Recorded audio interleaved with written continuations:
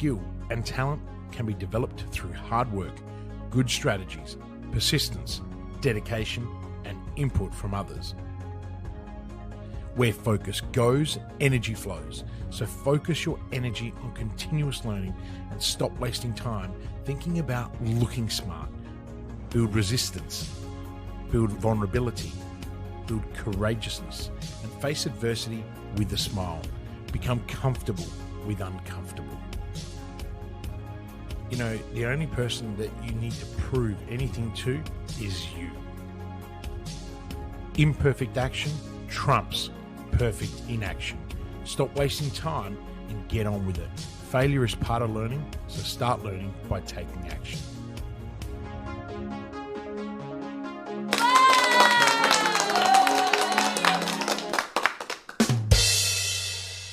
Listen, Livolsi, it is Wednesday. It is the hot seat. How are you going? I'm good, Simone. I'm really, really good. You know, I had an amazing wedding anniversary in Dalesford at the amazing lake house, and you know, yes, and happy I got some first anniversary. That's exciting. Yes, A big yes. milestone. It is the first wedding anniversary, but in May it'll be 10 years that we've been together. Wow. So that's now Lucy's prepping me for that moment. Is it still the anniversary then for the 10 years, or do you only get wedding anniversaries from now on?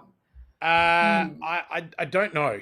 The boss will have to tell me how that's going to play out. But as you know, any excuse for me to play. So you know, but it was really good. I didn't get to see my children until today, and it was so good to see them. The dog won't talk to me. He's pretty grumpy. Always becomes very snobbish when you go away. Yeah, my dog is gets really shitty, and lucky because I produced a pig's ear for him, and he didn't even say thank you. He literally walked off, and Lucy looked at him and was like, "Oh, he's not happy."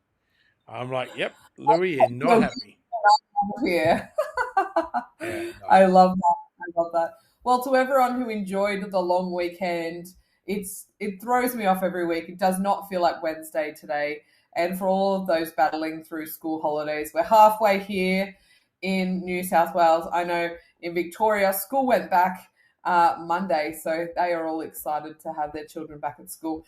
But today we're talking all about recruitment and recruitment challenges specifically. So I'm excited to dive into this topic with you because I know this is something we talk about often with our clients.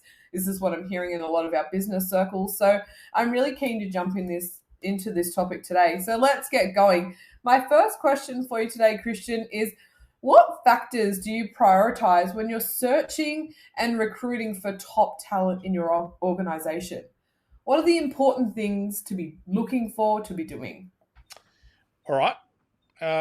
Okay. So when searching for recruitment, or let's be specific. When searching for A players, right? Some of the things that you should prioritize: 100% culture fit. Okay. So what I mean by that is the alignment of the company values with the values of the individual. Alignment doesn't mean same. Okay. Team compatibility is the next thing in that area. I also look for their potential and growth mindset. That is their willingness to learn, and also are they future leaders? Now, remember, not everyone is a leader, and that's great. You need soldiers to win a war. Yeah. Okay. Motivation and drive is another thing, another big factor that we look for and we advise our clients to look for. So passion, self-motivation, all of those things, because that's what, you know, gets them to think innovatively as well. Adaptability and resilience is a key factor. We also look at cognitive abilities, right? So critical thinking, problem-solving skills, the ability to handle complex scenarios are really essential because these are the roles of the future, okay? Yeah. Because it all comes down to decision-making. And remember, your circumstances, right, do not define you. The decisions you make define you. So diversity inclusion is also something that we consider. We consider their location and their flexibility. You know, a lot of employers believe that they need to be the flexible people. No, it's a two-way road. And we also look for any unexplained employment gaps. So we look for the red flags. That's another factor. Things like technological proficiency and skill set is really down the bottom. We are big believers that anyone can learn. Now, obviously, if you're looking for a computer engineer, you can't hire a cleaner who's never done any computer engineering. Okay, so people always get a little bit confused, and that's really it. We compensation expectations, but they're the critical factors. That culture fit and motivation. And I'm just add a little side question to this then. Is this what you're asking in an interview scenario, or are you giving them some sort of testing phase to analyze this, or are you doing all the work in the background, like stalking them on all their social platforms? Like, how are you actually finding out this information? Most of the time, if I'm doing senior people, and I'll often, as a chairman of boards, I normally have a lot of influence in who the CEO is going to be, with other board members. So at that level, I'm really just paying attention. We do have some qualitative and quantitative approaches, but the big one is that I'm really paying attention. I've seen enough bullshitters in my life that you kind of work them out, so we deploy for senior roles very long format interviews, sometimes 4 hours. And the reason is, the reason for that is because most people can't bullshit you for that long. So and I'll never forget. One of my interviews as a 21-year-old, when I went into the investment banking environment, private equity, was a 1 hour interview that then led into 8 hours of drinking whiskey in a hotel lobby bar in Singapore, and I didn't realize that I was being interviewed for that whole 8 hours. I thought that was them just getting to know me. And that is the strategy for recruiting, interns into the organization. One, back then, 25 years ago, can they drink sustainably and not act like dickheads at the end? Also, you're much more relaxed. So your views come through. So it's called a top grading interview. And so that's what we do for senior roles. Obviously for other roles, we don't go to that level, but the first area is always around culture fit. If someone's not going to fit, they're not going to last longer than 2 weeks. Come on. Imagine working in our organization if you didn't have the alignment in values. You wouldn't last. Early on in my career, that got really hard. It was really hard to find the right people. As you get better at finding them, right, then you inevitably get better at keeping them. So recruitment is also your retention strategy. Yeah. Oh, that's very cool. All right, let's move on to our second question. I need to stop with the little sub questions I'm asking because I keep blowing out. It's my fault that these interviews are blowing out. All right, question 2. So how important is the employer's brand or the company's brand and reputation in attracting and retaining top talent? Do you think that people who are looking to join organizations, do they care about the brand and the reputation of the company? Do you think that's a factor for them? Look, I think some people have so much ego and vanity that they would care.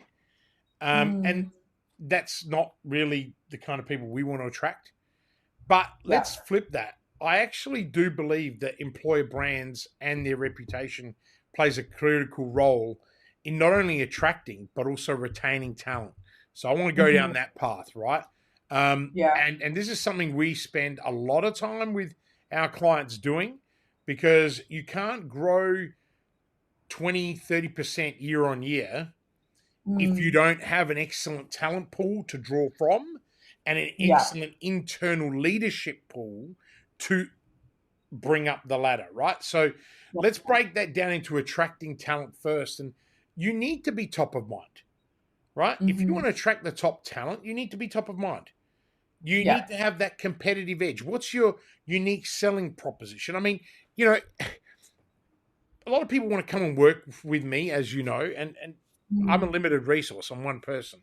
So we've built group coaching programs and they're going really well. But, not everyone can afford to be inside of Evolve. So we then went and built customers on demand. But all of them are at different stages. And in customers on demand, we talk a lot about attraction, right? Yeah. And we talk about developing your unique sales points. And people come to us and like, I need your marketing brain, Kristian. I know you own a marketing company. Mate, you just need to learn the fundamental basics, right? Of consumer behavior, of marketing behavior, of the mediums at your disposal. And I don't care which part of the which part of your business journey you're at. 99% of business owners are not marketers. Yeah. Right? They're not marketers. They're normally experts in something or passionate about something. And we learn that hard fast when we start business, isn't it? We're like, we wanted to teach something or sell a product of some description. Now we need to be marketers and salespeople and all the rest. But here's the problem.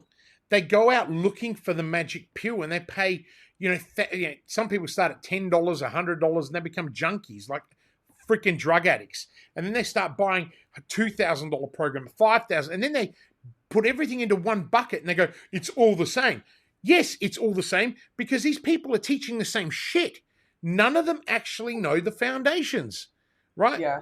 I look at half of these guys that have got all these courses and they're doing superbly well. And I'm so grateful for them because they take all the people I don't want, right? And what it does, and this is what I'm talking about, attracting talent. Attracting talent, ladies and gentlemen, is not just about attracting people to work for you. It's about attracting the clients you want. And that's what we went and taught in COD. And what is some of the feedback we get all the time? I've never had to think so hard in my life. And these are people that now, it's a 12-week course with a mastermind that people can stay into if we allow them. Yeah. As you know, we allow them. It's okay, we'll let you pay a little fee each month to stay in the program. And those people, some people have been in there 12 months and now they're doing 22 grand, 30 grand a month revenue. Yeah.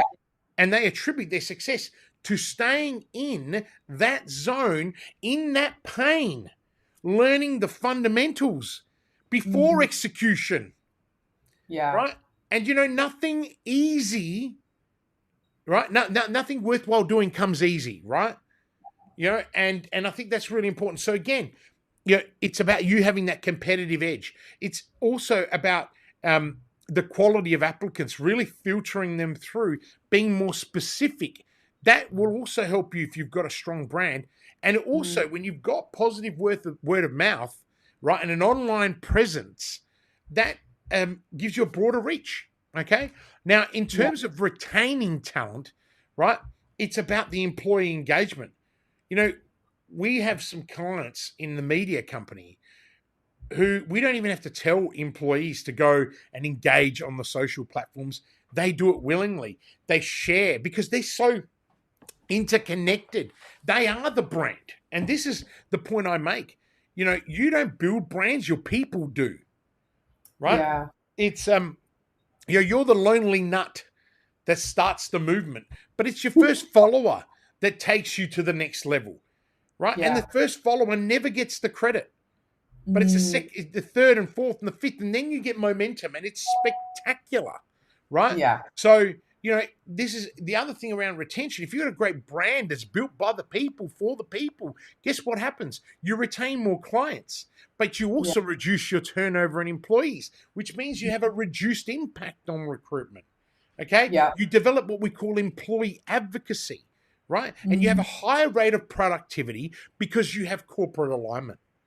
Yeah. Like, I get really passionate about this because this is, people always say, Kristian, what do you do? This is just one of the things that I do. We focus on people. Right? Yeah. We have 4 pillars, people, strategy, execution, and cash. And cash comes last. Yeah. But it doesn't mean we don't teach cash at the beginning. And I get really inspired by this stuff, Simone. It's amazing what 3 days off can do to me, right? But I get inspired by this because it's about having focus. And Tony Robbins says, where focus goes, energy flows. Yeah. Right? And that we've got this 10-10-100. concept running. I'm not going to share that on here. That's our secret, right? But it's something that came to me in a meditation, and that's it, bang. And we're aligning everything and everyone to it. And the results are pouring in. But why? Because we do people, we do strategy, we do execution, and we do cash really well, right? And that's how you build market dominating, competitor crushing strategies. So again, they all apply here. Some of the other things can be a very costly exercise, right? People don't realize this. It's not just the ads that you spend on and all of these kinds of things. It's your turnover of staff that could be really eating into your cash. Ads? I mean, for our clients, we use Seek only as a secondary mechanism to attract the right people, right? We'll go and put up billboards with a complex formula for engineering firms to go and solve. We're only looking for one or two of the best. See, people don't understand. Marketing is a recruitment function. Yeah. Right? Marketing is a recruitment function. Right? You don't recruit. You market all year round to recruit. It's a 360-degree approach. You need to have a talent pool available anytime. We use LinkedIn. We have specialized LinkedIn VAs in our outsourcing company that are trained and skilled to do this for clients. Yeah. Right? Again, we have developed strategies that work for us, and now we offer them to the world, and we keep most of this shit a secret. Only a handful of people that are watching this now are getting to know this. And, 4 people. It's like I say to our marketing company, or you guys, you have said it. Kristian is like the hidden treasure that the world needs to know exists. I mean, I was listening to Tim Ferriss, and it blew my mind. My wife was in the car. She never listens to this stuff. And she was listening to it with me. And 3 different podcasts, and she looks at me, and I said, what's the matter? She goes, you say exactly the same things as these people. And I said, yeah, and one of those people was Arnold Schwarzenegger. Right? It's like, we cut from the same cloth.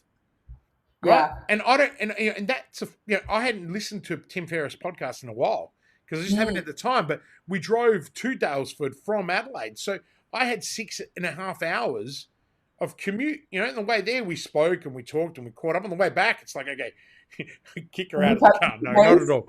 Right? It's more like, Kristian, you shut up. Right? So, I guess what I'm saying to you is, it's so hard when you have done things over. I mean, I'm a veteran of 80 companies that I have co-founded, founded, invested in. There are people that have done way more than that. I've had huge success and huge failure. But you learn every single time. And something that Arnie said that blew me away, and I can't quote exactly, but this is how I interpret it. You're better off at failing at something really, really difficult than winning at something easy. Right? Yeah. Because you're not going to grow. And he didn't say that, but for me, and that's when Lucy looked at me and she went, oh my God. She said to me, I didn't realize Arnold Schwarzenegger was such a smart man. Yeah. I said, man, he was the governor of Australia, governor of California. Australia, yeah. Right? But to give you an insight, he was one of the first investors in pop art. Right? So he was buying $30,000 Campbell's tin can paintings, Warhol. Those paintings are worth $15 million today. Yeah. He's got tons of it. Andy Warhol was one of his friends and a big advocate for him.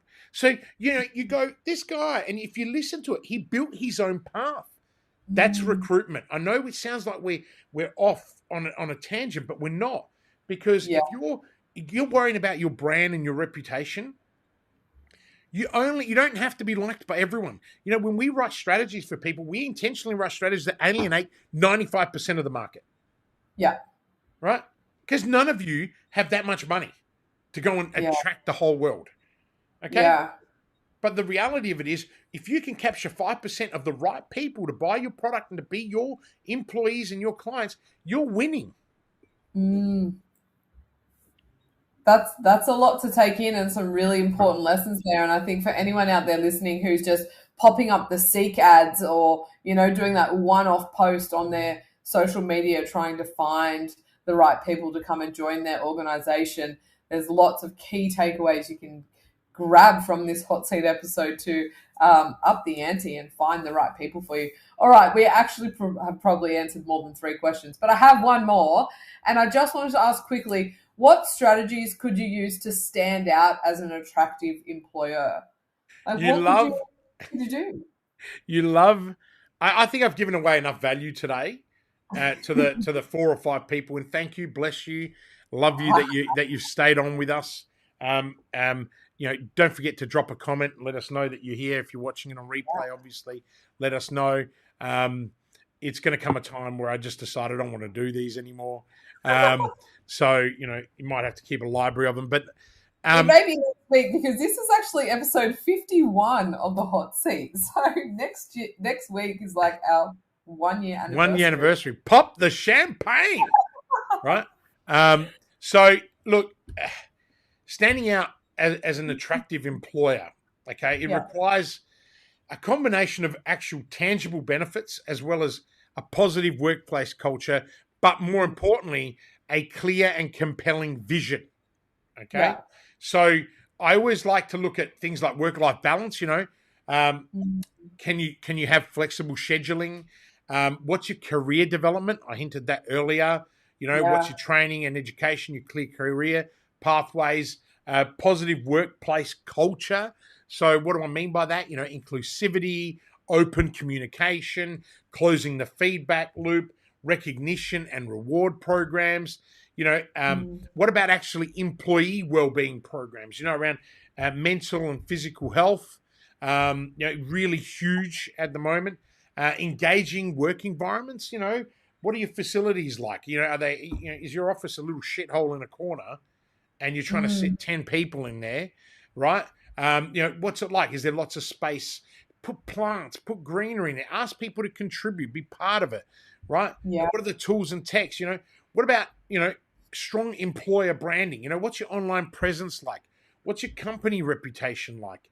The big one, empowerment and autonomy. Have you got the practices in place to empower your people and let them loose? Let them be creative. Let them be innovative. Let them feel like they're contributing at a much higher level, right? Things like employee benefits and perks, they come right down the list when the A players are looking for things.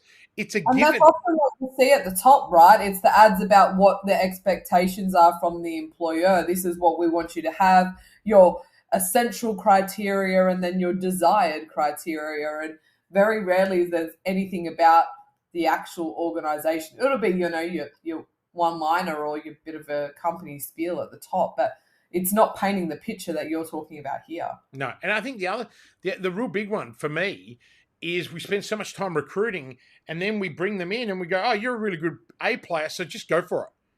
Onboarding, effective onboarding, deep entrenched onboarding. And I've made so many mistakes in this area and I still do. And, and now I'm like waking up to the fact, hang on a minute, I've just been really lucky that everyone just wants to stay. Right. So why? Let's go retrain everyone. Let's go re-onboard people. You invest $100,000 recruiting someone and then you expect them to hit the ground running because you sunk all this money.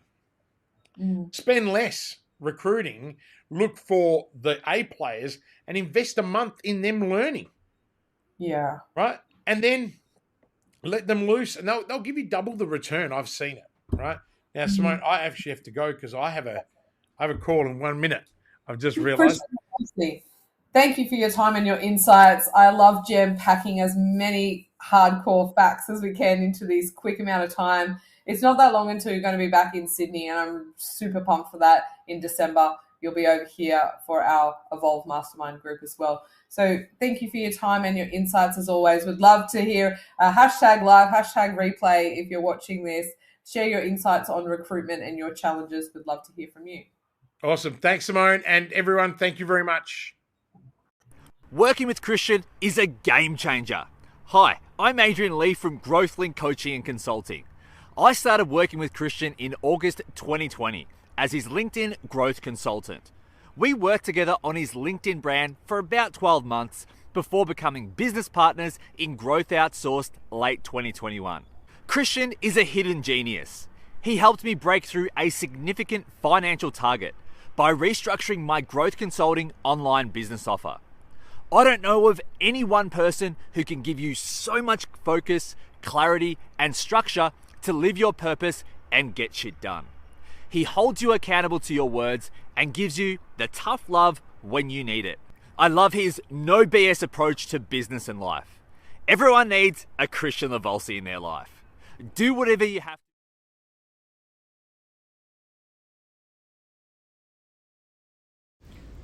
Are you ready to start taking action on your business? Would you like to spend more time with your family? Then call 1300 643 229 and start building momentum right now.